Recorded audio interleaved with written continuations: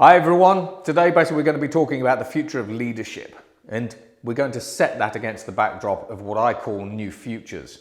Now, as a futurist and strategic advisor, I work with the vast majority of Fortune 100 organizations. So my clients are inevitably kind of the mid-cap corporations and the mega-cap corporations. So organizations with revenues of about $3 billion to $15 billion, and then organizations with revenues of about $30 billion up.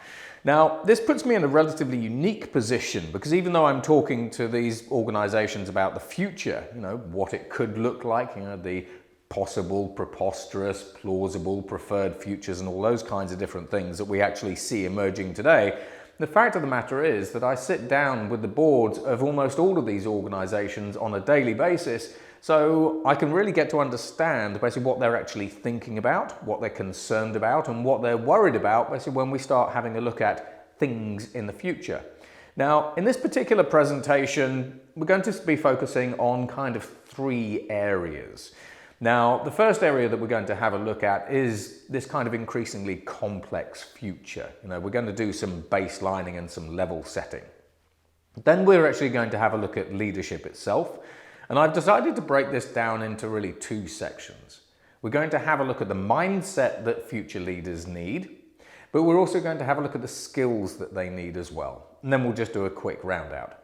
Now, this is a fairly lengthy presentation because this is actually designed to provide you with a variety of different perspectives and details that shouldn't be overlooked. So let's get to it. Now, if you want to understand more about all of the different emerging technologies and trends that are increasingly affecting all of us, then scan this QR code, go to the 311institute.com website. I've got about 15,000 pages worth of futures insights. I've written about 14 different books, etc., and you can thumb through these till your heart's content. And you can, all of a sudden, when you really start actually looking at these books, you can appreciate just the amount of change that we're actually seeing today and the number of technologies that are actually driving this change, where artificial intelligence is just one of 600 emerging technologies that I follow. So go and check that out, and then let me know basically if you want me to update them or add anything in that I might have missed. Always happy to be critiqued. Now, a little while ago, basically, this is a sort of slide that I used sort of post-pandemic. We are really in a world basically where the vast majority of leaders basically were being told that we live in a polycrisis world.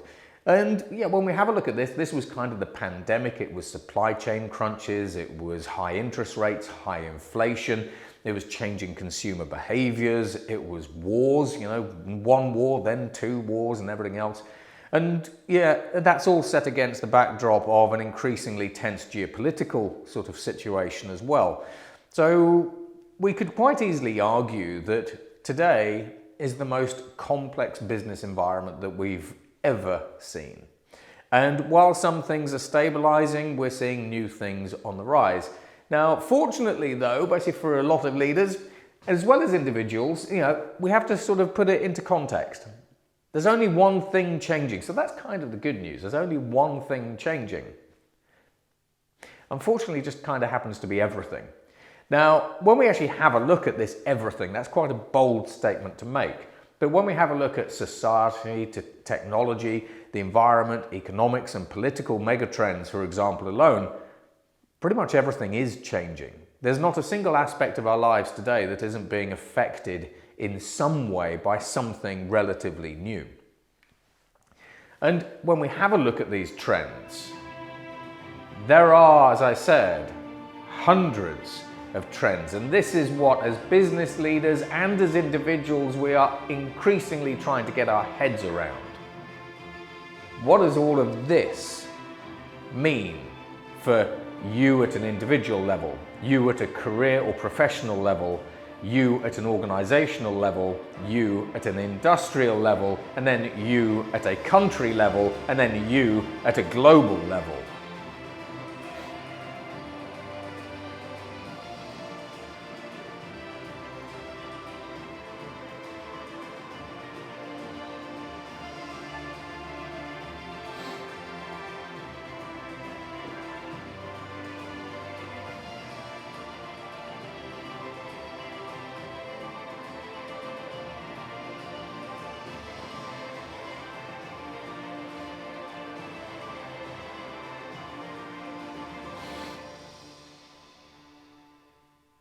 250 megatrends in about 2 minutes, basically where net zero, climate change, sustainability, artificial intelligence, metaverse and everything else were up there for like a quarter of a second.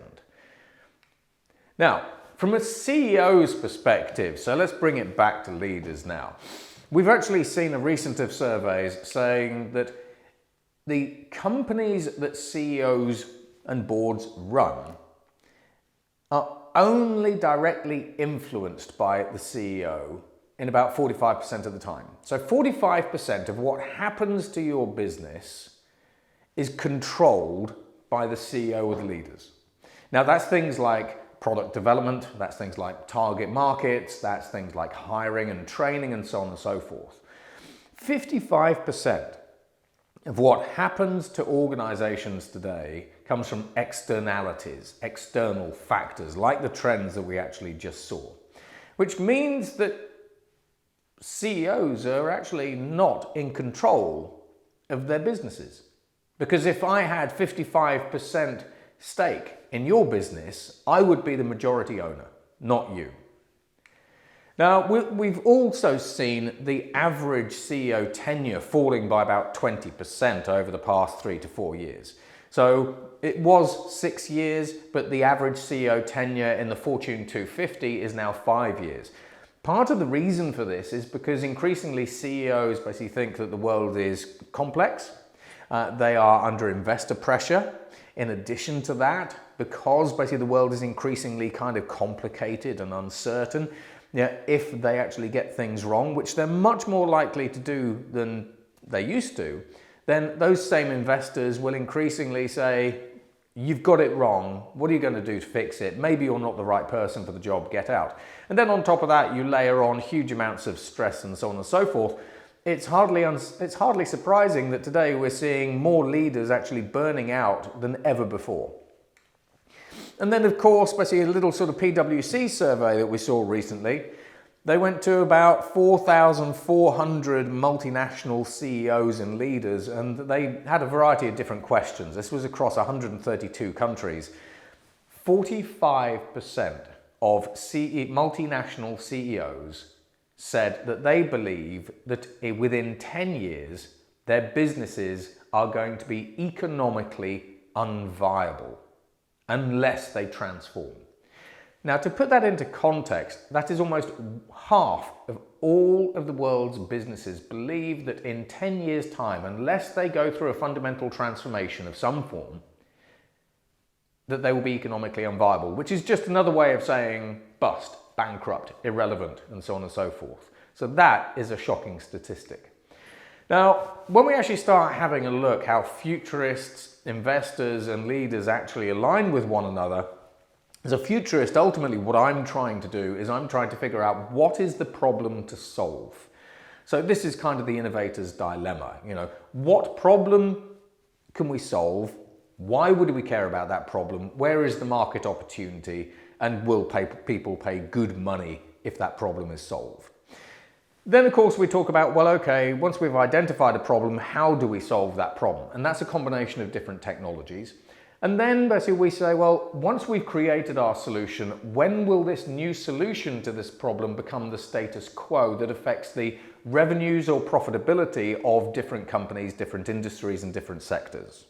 And that's actually a lot more difficult than a lot of people think. There are about 50 different factors that all have to generally align with one another. Things like access to those products, affordability of those products, reliability, trust in those products, things like litigation and liability, things like regulations. All these different market forces have to come together for the new shiny toy that we've created to become the new status quo. Now, from a leader's perspective, again, we're kind of looking at it through the same lens. What is the future? How should we as a business change? And then when should we change and what should we change? Then from an investor's perspective, again, very similar. What is on the rise? So what are the new things that we could think be the industry's future status quo? Where should we put our big bets? How should we actually think about some of these new innovations and these new products and services that are actually coming through? And then, of course, when as investors should we invest? And overall, basically, I'm now working with investors with about $50 trillion AUM, and they all generally think in this way. Some think a little bit more narrow and short term, some think longer term and a little bit broader. But when you actually have a look at futurists, leaders and investors, we're really trying to do the same thing. We're trying to figure out, what does the future look like? And then how do we make the most of it? Now, from a disruption perspective, increasingly it's easier and easier than ever before to disrupt really anything. So let's get into that. Now, in the 1970s, the United States military came up with this term VUCA, if we use the Americanese, volatile, uncertain, complex and ambiguous times. However, over the past sort of 3 to 4 years, we've been putting this new acronym at the end of it, MAX, because increasingly a lot of these changes are massive. So they are global in scale. They are system level changes, as we call them. Those changes in this world basically is accelerating. But then also things are increasingly going exponential. Now, often basically as futurists, there is always a good giggle to be had, because as a futurist, if you don't mention the words exponential technology, then you aren't actually earning your paycheck. However, when we talk about this exponential world that we're going into, we are seeing the speed of change go exponential. We are seeing the speed of innovation go exponential. And then, yes, of course, we do have some rather intriguing exponential technologies basically that we can talk about as well. Now, it used to be the case from a speed of change perspective that we often said that the world was moving at digital speed, or digital was moving at the speed of business, which is actually not quite true, because businesses actually move quite slowly. Now, in June 2019, Mark Zuckerberg released the Libra cryptocurrency. Had he been able to execute properly, he could have had that cryptocurrency being used by over 2.5 billion people by the end of the day. So when we think about the speed of digital, think about the speed of digital disruption in these terms. Today, basically, you could have an idea or a product in the morning, and by the end of the evening, if you knew how to execute perfectly, and that is the real skill nowadays, you could theoretically have that digital product, that idea, in front of 4.5 billion connected people. So when we talk about the speed of digital, it's significant. In addition to that, digital has actually democratized access basically to resources, expertise and investment in capital, which means that last year we saw 100 million new entrepreneurs actually coming through, which means basically that digital itself is actually fueling a new startup boom. And those startups are getting to unicorn status faster than ever before and disrupting industries faster than ever before.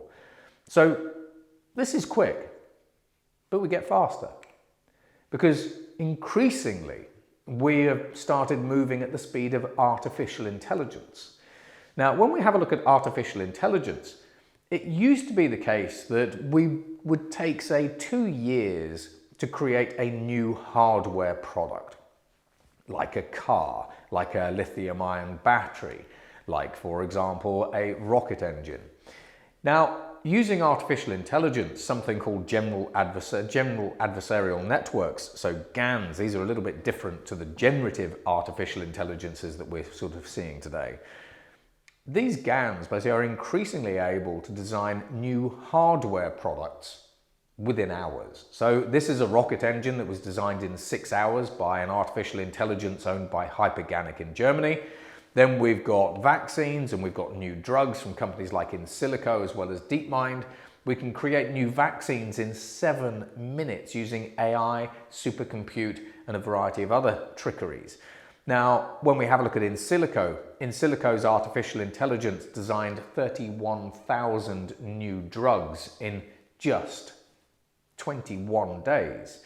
When we have a look at materials, which is kind of an extension of that, we saw Google's artificial intelligence GNOME come up with 2.2 million new material candidates in 17 days and 40 new novel materials, We also saw it come up with 380,000 new compounds in 17 days, which is more than humanity has discovered in 800 years. We have companies like Under Armour and Amazon that are actually using artificial intelligences to design trainers. This is the Architect sneaker, designed in a couple of hours and 3D printable. And Amazon are using these same technologies to design new fashion styles and so on and so forth. Then we've got code. We have artificial intelligence writing code. So when we have a look at British Telecom Group in the UK, for example, they believe basically that just that one capability alone has allowed them to accelerate the rate of their digital transformation from 3 years down to 6 months. So when we start talking about the exponential acceleration of innovation, this slide quite literally means that you could walk into a biotech company on the Monday, ask them what they've actually got on the truck that's interesting from a product perspective, and they could tell you nothing. Then you could come back tomorrow and they could say, well, the only thing we have is 10,000 new drugs and 3 category A's. So the speed of change is accelerating across the entire stack, and we haven't even got started yet. Now, if the speed of change itself is accelerating, then as a leader, this means that your business strategy and your business vision is fundamentally already flawed. Because if everything is accelerating, then your 10-year business strategy, which is generally going to be more of a human linear sort of business strategy, is probably going to be realized in the real world in 5 years' time, from a market perspective. Yeah, your 5-year strategy on the ground is really a 3-year strategy, and your 3-year strategy could be a 1-year strategy. So any organizations that I work with that are putting together, for example, a 5-year strategy, just think about the impact that OpenAI and ChatGPT had on many, many companies' business strategy. I know a lot of leaders, basically, where they said, we simply just tore our strategy up and we started rewriting it again. So strategy design has got to be dynamic. It can't just be a one-off every 5 years. It's got to be a constant living document. And then from a leader's perspective, you also need to be this. You need to be more billionaire. So as Ryan Serhart from New York basically often says, you know, when you have a look at billionaires will buy a £100 million penthouse in New York basically with a text because they're too busy. So from a leader's perspective, you need to prioritize basically where you're spending your time, and you need to try to optimize your time wherever possible. Now, from a technology perspective, and I said I follow over 600 emerging technologies, this is my StarBurst. So this is available in the codexes that I showed you earlier. Now, when we have a look at this StarBurst, there are 180 emerging technologies across a 50-year timeline split into 13 different categories. There are 23 general purpose technologies, basically where artificial intelligence basically is just one. Now, I'm not going to go through this, but if you want to zoom in, basically then you can sort of have a look at all of the individual technologies we have on there. But the point is, once you've found your problem to solve, you then often solve that problem using a combination of technologies.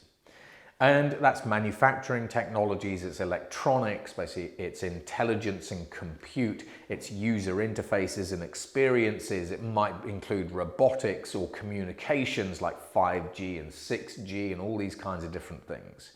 And there might also be embedded security.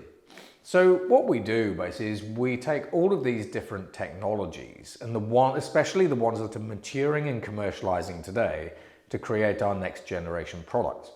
Now, when we have a look at the impact, basically, that all of these different technologies are actually having on the world, it's estimated that so far we have seen value destruction to the tune of about $50 trillion worth of GDP. Now, what we mean by value destruction is as we move from one industry status quo, for example, Volkswagen would make cars that drive themselves, and they'd be combustion engine vehicles. And as they move basically to electric vehicles that eventually drive themselves, all of the investments that Volkswagen made in things like their Wolfsburg plant in Germany need to be written down in new ways. Same with the fossil fuel industry and so on and so forth. So we've already seen $50 trillion worth of value destruction. But these new technologies, these new emerging technologies like artificial intelligence, is estimated could create up to $250 trillion worth of new value. And that's a conversation in itself. I do wonder about some of those numbers, but actually you can certainly see some significant upsides nonetheless. Which is why today 64% of organizations around the world are heavily focused on what we call value destruction and creative destruction. So they are proactively, these are the leaders proactively going back into their organizations like Samsung, like Huawei, and trying to find new ways to disrupt their businesses. Because if you can find a way to disrupt your business, then inevitably you find the new status quo. Now, Samsung, for example, down in South Korea, has the Chaos Labs. Now, the Chaos Labs basically is a campus full of 3,000 people who are explicitly tasked with trying to essentially disrupt/destroy Samsung. And when they're successful, that's where they push through new technologies. Huawei basically spend $45 billion a year now actually on research and development, and they're just crazy. Now, when we actually have a look at the impact that all these different emerging technologies are having on all of these sectors that we care about, on the one hand, all of these sectors are going through digital transformation, which means that the individual borders and boundaries between these previously distinct industries are now being eroded and are now being eliminated. Which means that, for example, a bank that used to describe itself as a company that provides some form of financial services can all of a sudden start sticking in ride hailing or insurance or food delivery or whatever it happens to be. This is why when we have a look at the giant technology organizations, you ask them what business they're in, and they say all of them. You know, they're in health, they're in entertainment, you know, they're in shopping and e-tail and all these other things, financial services. So digital transformation eliminates the individual boundaries and borders basically between previously distinct industries, which now means that from a leadership perspective, you have new competitors that you didn't see coming.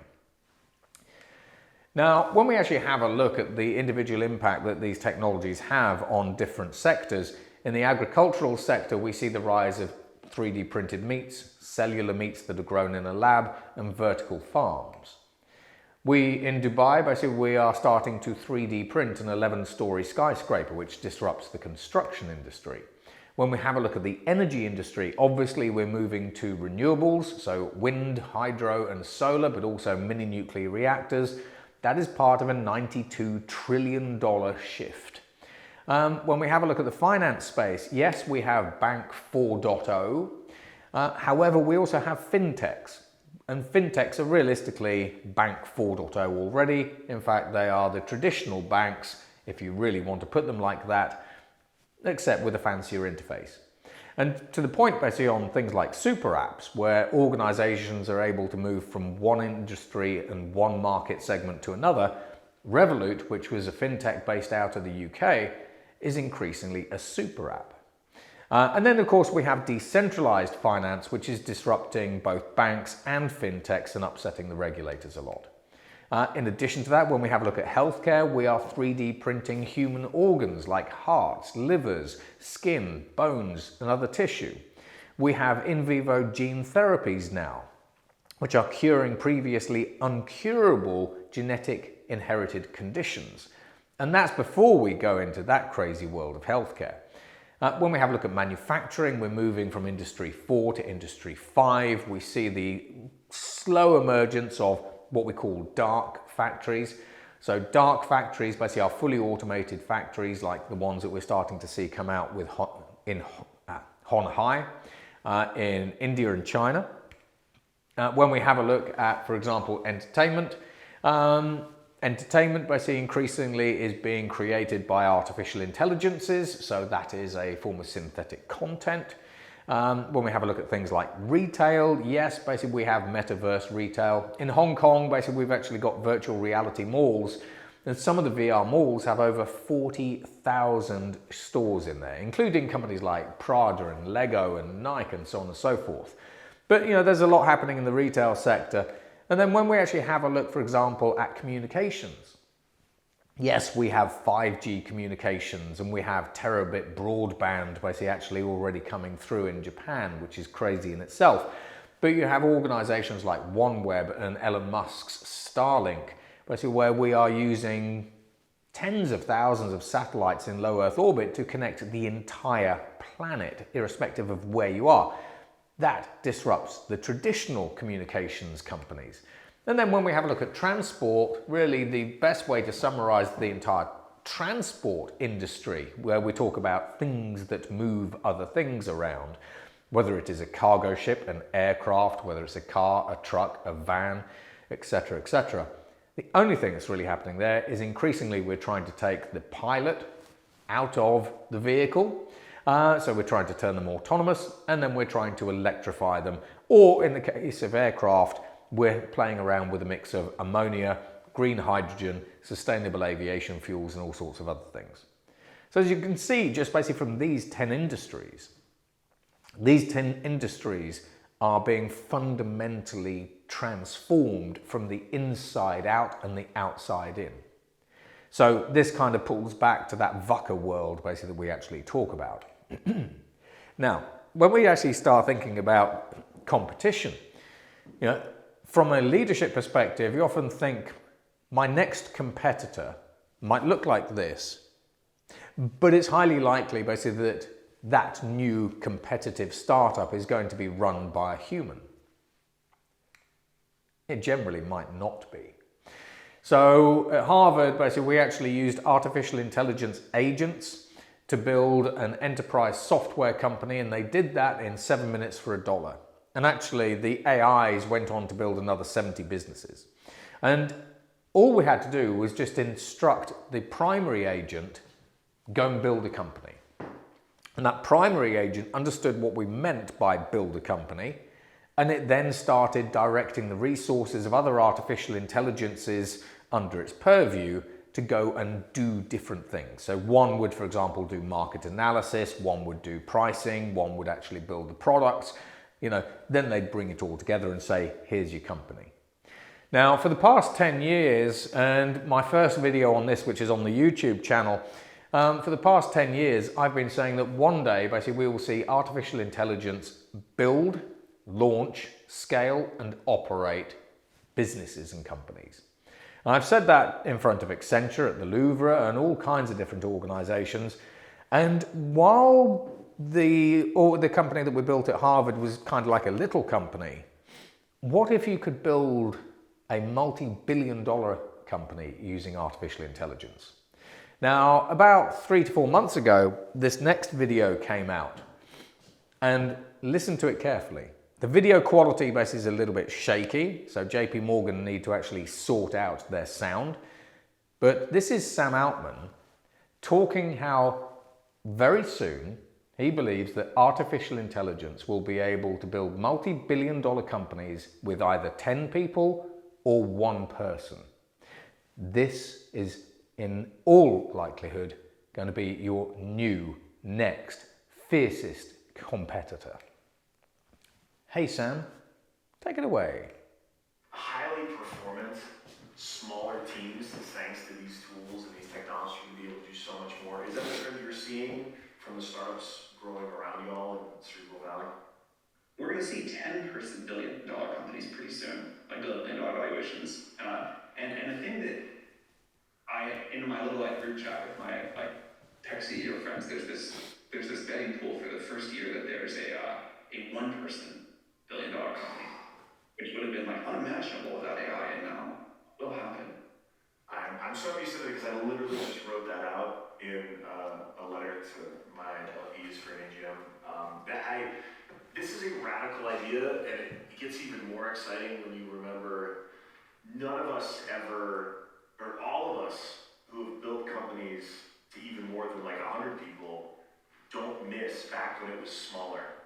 And I think there's going to be a new drug, the exact opposite of that ZERP phenomenon, where CEOs and founders are going to just be so excited to get up and go to work with, much smaller, much more performant, much more stronger culturally teams.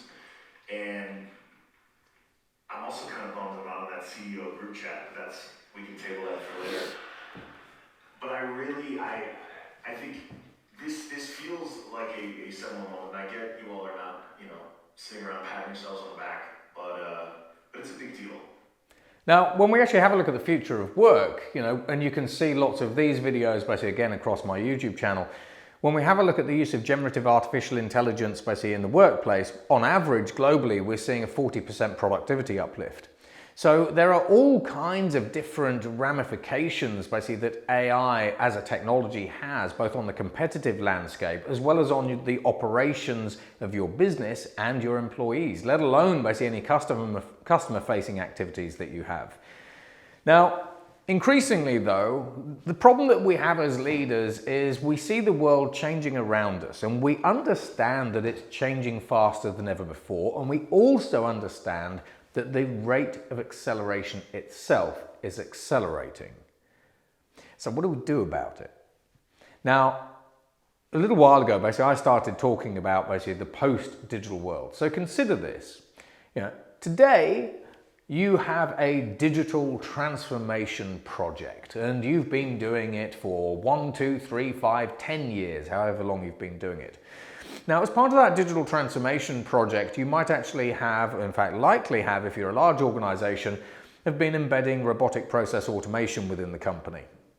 Now, as well as other artificial intelligence algorithms and so on and so forth. But up until now, the RPA tools that you've been using and the algorithms that you've been embedding into your company are generally dumb. They are what they are. If this happens, then do this. They're sort of programmed, they are literally done. A standardized kind of workflow gig. However, as artificial intelligence itself becomes smarter and more intelligent, as we move from individual artificial intelligences to AI agents, all of a sudden, what you're now starting to do is you're starting to embed intelligent agents within your business. And these intelligent agents, basically on the one hand, can bring information in, they can analyze that information, but as we see with large action models, those AIs are increasingly empowered and trusted to do something. So whether that's make a decision, whether that is to reroute a driver, whether that is to turn a particular sensor on a power plant on or off, or whatever it happens to be.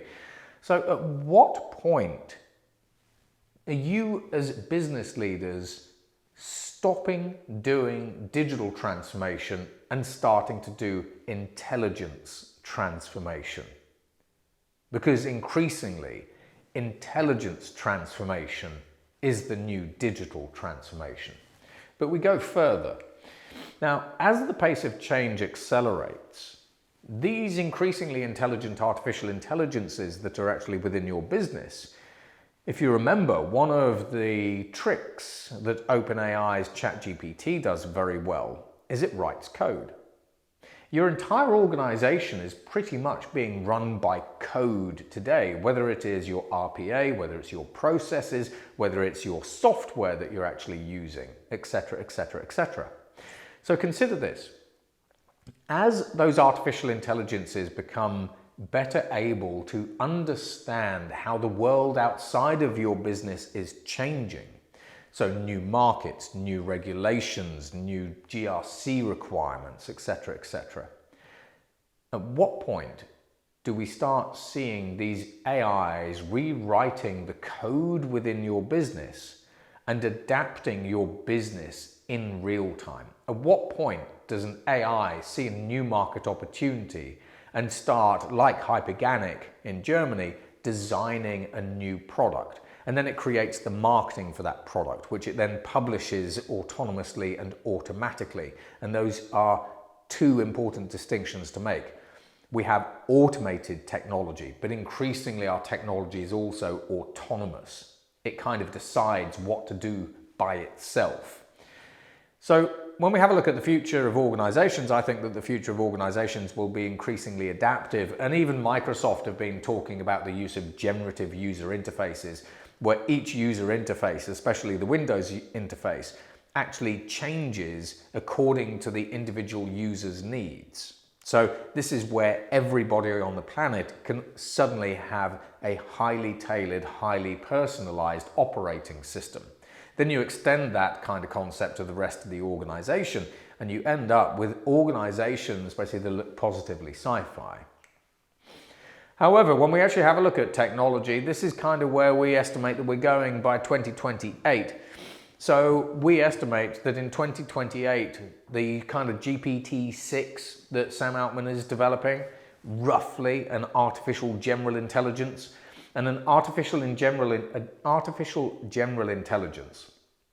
To use Sam Altman's terms and words, they being OpenAI, define AGI as the point in time where artificial intelligence outperforms all humans in all economically valuable work. That is huge. That is the automation, the start of the automation of the entire global services industries. But anyway, getting back to the point here, we believe that those AIs will have an IQ of 1,600 and 1 billion times more general knowledge than any human.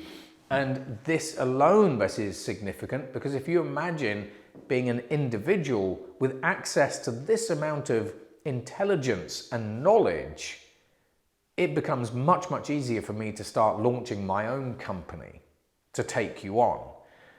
What would you do when you have access to an AI or to a machine system with these stats? We aren't even really discussing it at the moment. We're still trying to figure out what ChatGPT and GPT-4 and 4.0 basically are actually doing for us all.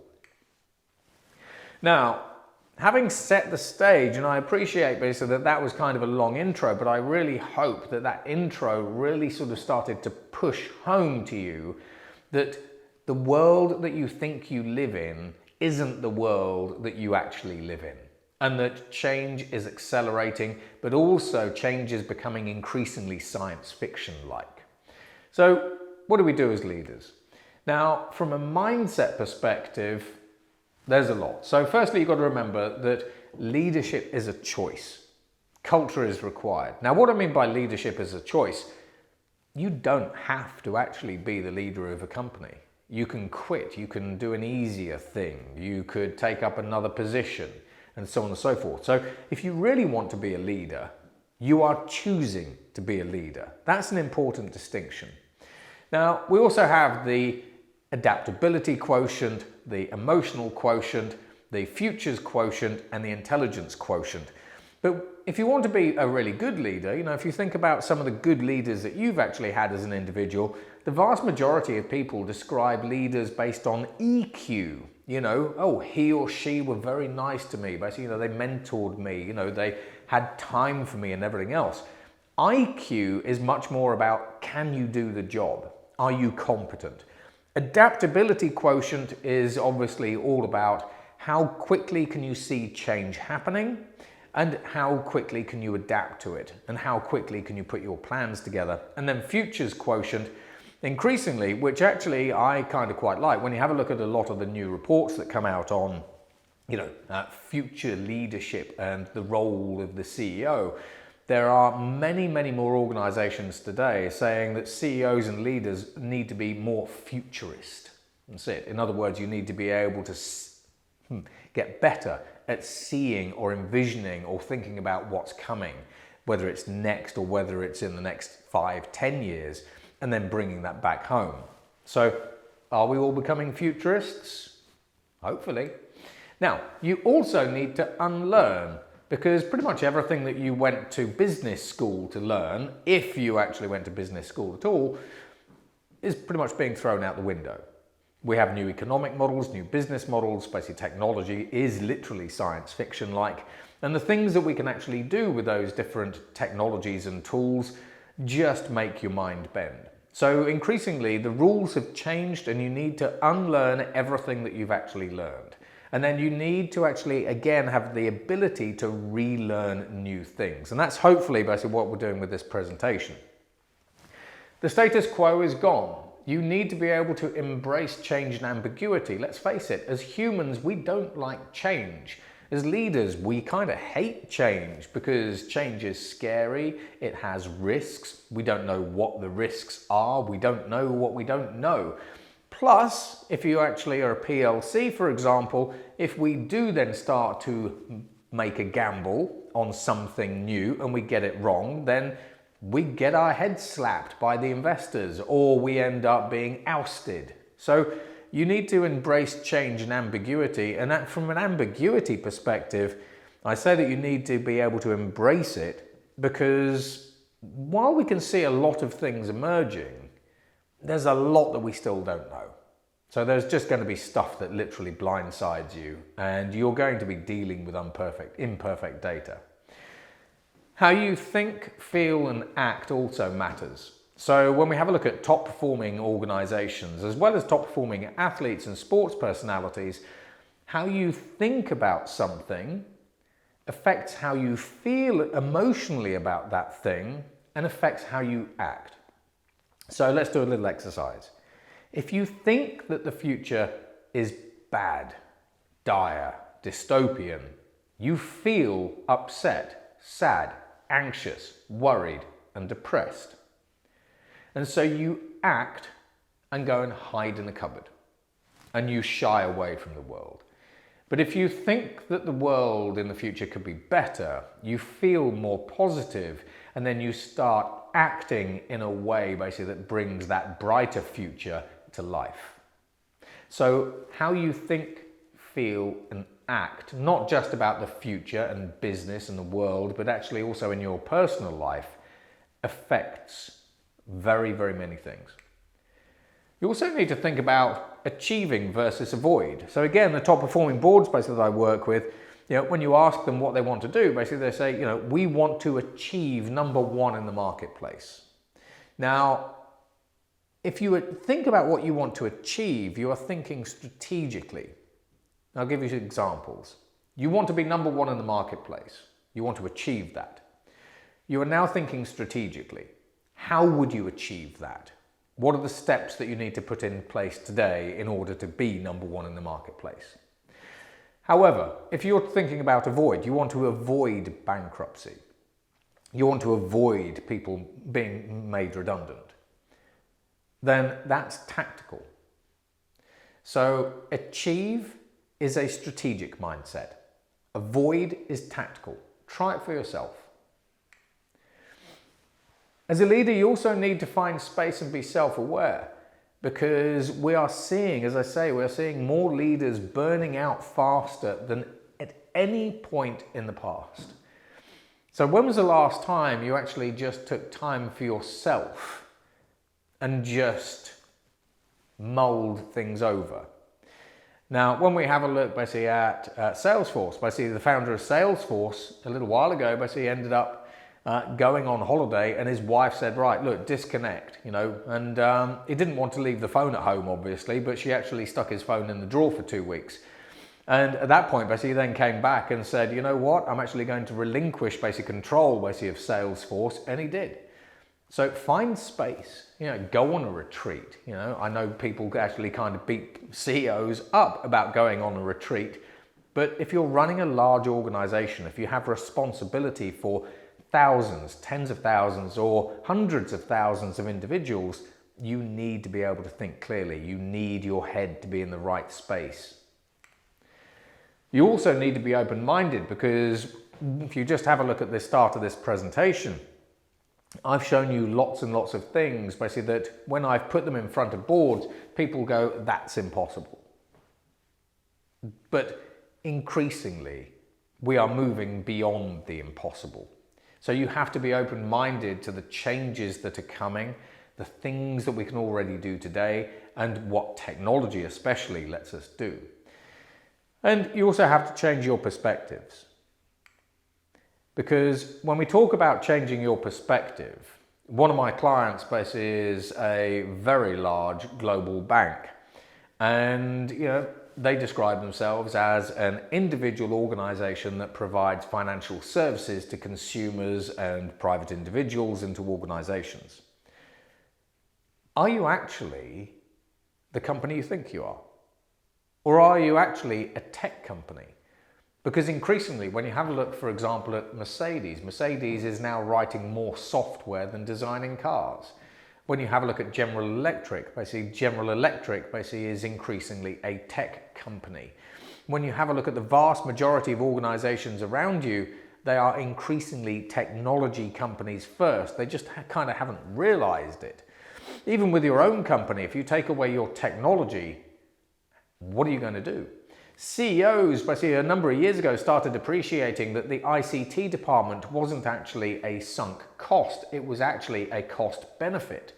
Because as you invest more in technology, technology gives you a market advantage, gives you increasingly a market differentiator. We've seen that.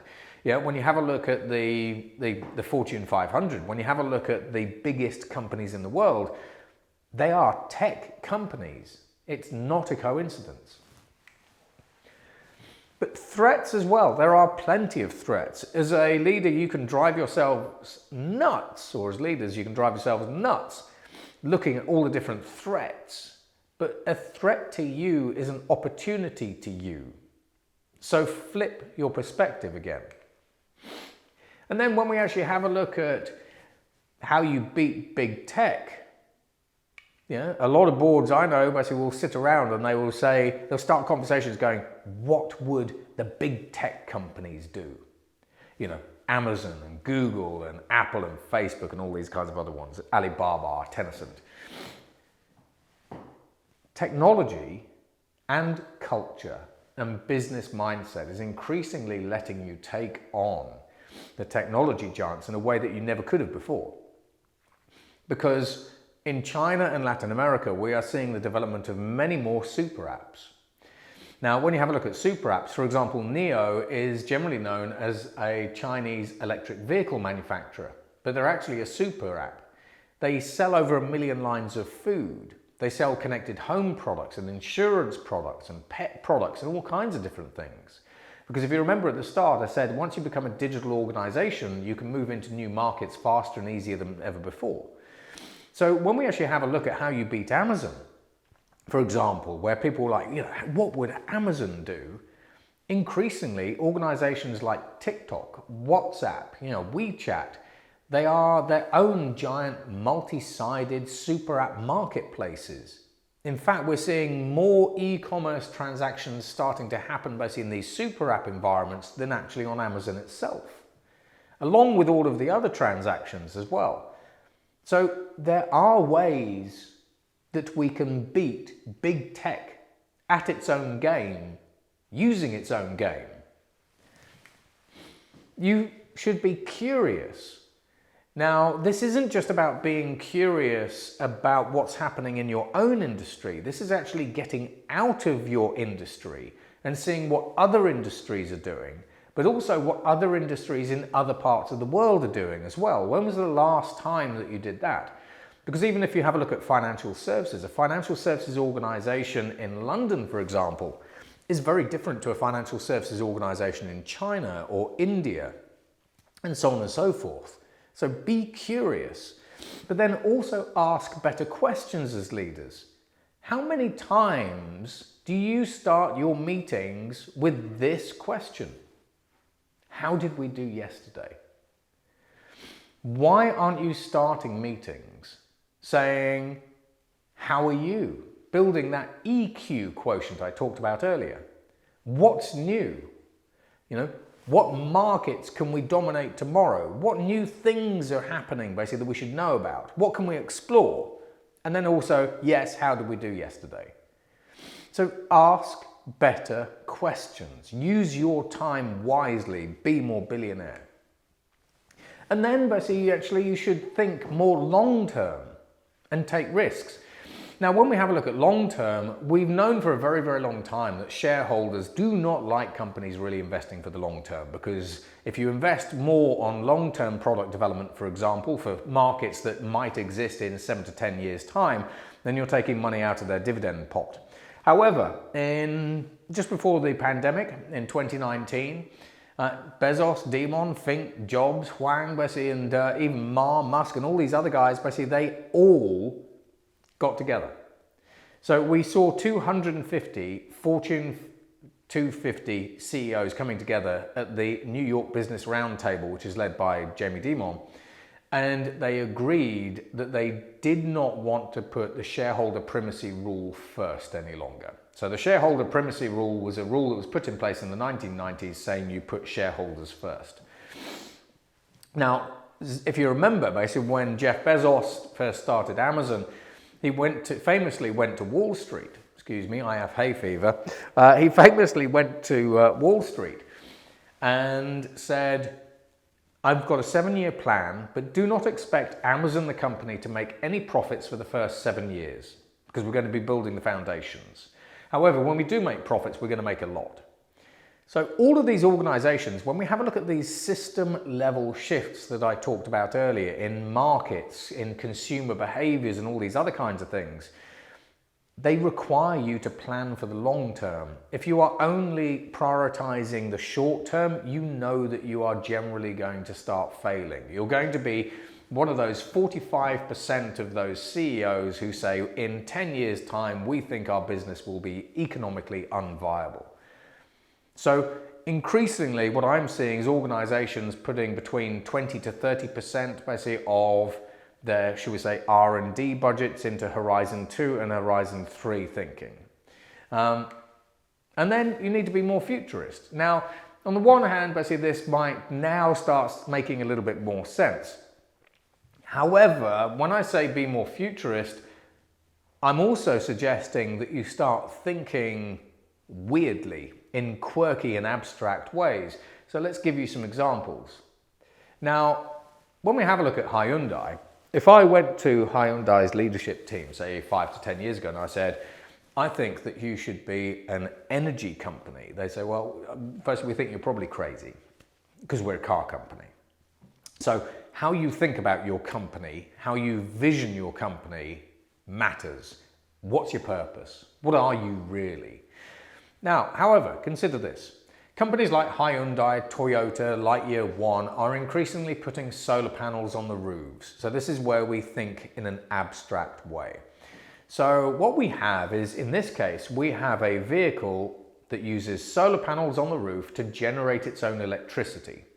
So this is a mini electricity generation device, a mini power plant.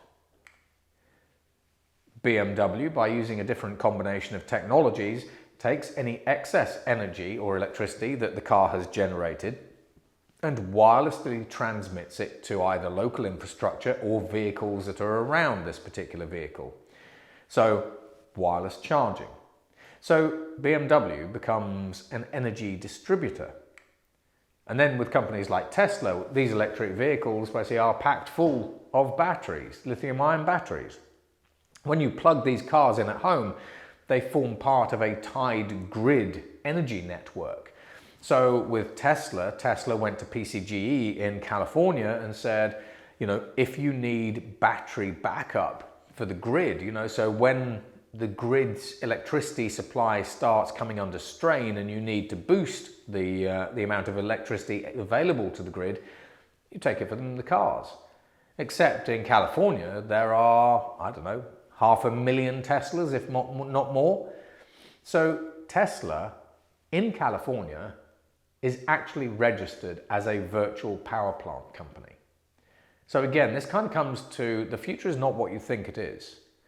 Be open-minded. The strange stuff does actually happen. These companies can increasingly be energy utilities, which means that they start taking on RWE or British Gas and so on and so forth, basically in the UK. So these are new competitors that you probably never ever saw coming unless, of course, you went out and explored the world. And obviously you need to be more explorer, and hopefully this is obvious. Because when we actually have a look at being more explorer, I can disrupt your global bank basically with a fridge. So Some of my clients include organizations like HSBC, Barclays, and so on and so forth. And even when we actually have a look at the development of financial services in the Middle East, I use this as an example of the power of technology combined with the power of human ingenuity. So this is a smart fridge. Now, this smart fridge can disrupt your bank. So let's go through it. So this smart fridge basically uses artificial intelligence to figure out basically when it needs to be filled up again, when it needs to buy milk, for example. It's also connected to the blockchain. Now, when your fridge, your smart fridge, basically runs out of milk, firstly, it says, you've run out of milk, would you like me to order some more? Now, ordinarily, you order milk for, say, $1. So the fridge, basically using its blockchain network, basically in its smarts, forms an e-consortium, basically with another 1 million fridges in your country that have also run out of milk. So now, basically, the fridge network, wants to order 1 million litres of milk. So they put out bids, and organisations like Tesco's and Carrefour and Walmart reply, and they say, right, we will supply you basically with 1 million litres of milk, but they don't do it for $1. They do it for, say, 80 cents. And so you get your milk and 1 million other people get their milk. But the fridge says this, it says, I saved you 20 cents on your milk, as well as the rest of your groceries. What would you like me to do? Would you like me just to leave that 20 cents in your bank account? Or, using my artificial intelligent robo-wealth advisor, would you actually like to invest that 20 cents in a low, medium or high risk portfolio of something, shares or whatever? So you decide to invest it. Now you're turning that 20 cents into 40 cents. However, when we actually have a look at this is a business model in the United Kingdom, bearing in mind that this is something that Samsung, as well as Haier, which is the biggest white goods manufacturer in the world based out of China, they bought parts of General Electric's business. In the UK alone, basically, we estimate that this fridge in a year could end up with $360 billion in cash in reserve. Let alone its buddies, the washing machines, the dishwashers, the tumble dryers, etc., the toasters. So this is how I can disrupt your global bank using something that sounds stupid, that we have the technology to build today. Then next, always act with urgency. The future is changing faster than you think. And with a lot of organisations, they appreciate that things are changing around them and they are doing their best, but how much urgency are you applying basically to the changes that you're making within your business or the things that you're doing? So for example, when we have a look at, say, banks in the Middle East, one of the things that they've sort of been slightly worried about basically is, what happens if Apple launches savings products, etc. All of a sudden, overnight, you could see 40 to 50% of consumers perhaps moving away to Apple in this particular case.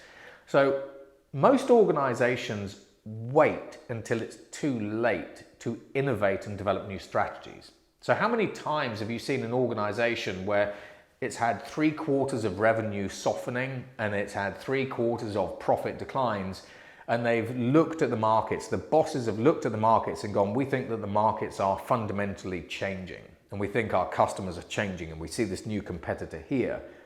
And then once they already feel the disruption biting at the balance sheet, then they start changing, then they start innovating, then they increase the R&D budgets. That is the status quo modus operandi basically for 95% of companies out there. So what if you did wargaming? What if you did red teaming? Again, a little bit like Samsung and Huawei, basically to try to figure out how could you be disrupted, where from, what are your new products that you could create to move into new markets and so on and so forth, but you did that with urgency. And then when we look at the final section, leadership skills, as leaders, you have got to get tech savvy. Increasingly, you are technology companies.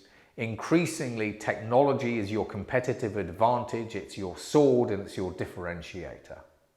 And increasingly, the rate of technological change is accelerating. And then on top of all of that, increasingly it is thanks to technology coupled with human ingenuity and a couple of other things that is the reason why you are seeing you and your markets being disrupted or transformed in new and often unexpected ways. And I think this is where most CEOs sit, basically, when it comes to technology. We're kind of the caveman analogy, because as a caveman, we are actually looking at this shiny thing that we hold in our hands, and we're thinking, this new piece of technology, what is it? Do I bash this against a rock, or do I take over the known universe with this thing? The technology that you have at your fingertips, the technology that you have at your disposal is increasingly science fiction-like. And yes, it is stressing people out, it is causing anxiety, and many of the people I speak to around the world increasingly just say, we don't know what this tech is actually capable of. And by the time we get our heads around what these technologies can do, like for example Anthropic's Claude, Google Gemini, ChatGPT and the other large language models, by the time we got our heads around what these technologies can do, they've already moved on. Hence, speed and exploration are absolutely crucial. You also, as a leader, need to figure out how to get shit done. This is kind of the entrepreneur's dilemma. You know, I've started many companies myself, and it's difficult. But you just need to learn how to get shit done. It's a skill. It's an art form. You also need to be able to simplify problems. Simplify them down to their simplest components. Because today's problems are so huge and so gigantic, it's almost a case of, I was with DP World basically the other day, and we were having a look at the future of supply chains and things. You know, when you have a look at supply chains, you go, well, you know, we've got high interest rates, we've got inflation, we've got wars, we've got supply chain snarl-ups, we've got hiring problems, we've got regulation problems, we've got geopolitical problems, we've got new competitors, you know, et cetera, et cetera. We've got tech issues and so on and so forth. You have to be able to simplify your problems. Because if you can't simplify your problem, if you don't really know what the real problem is that you're trying to solve in the first place, you're not going to solve it, or it's going to take a lot longer for you to solve. And actually on this particular point, it's actually quite interesting. Organizations that have diversity baked into them, they actually solve problems about 30% faster than organizations that are a little bit more monolithic. People who wear blue suits. Also, this is a weird one. You know, we're always told basically that, you know, change is the only constant. Now, as a futurist, I'm trying to look 50 years out. Now, one of the biggest problems that I actually have is trying to figure out how can we see 50 years out. Now, the fact of the matter is, change is not the only constant. And this is sort of one of the ways basically that I do what I do. Basically, I look for what I call anchoring constants. So I'll give you some examples. Now, if you have a look at an economic anchoring constant, from a government perspective, we generally understand that whether it is today or whether it's 100 years' time, governments basically will want to grow their economies. Then the question is how? Is it humans? Is it AIs? Is it a combination of lots of different things? We also, when we have a look at things like the economy, and there are lots of different constants, but these are just examples.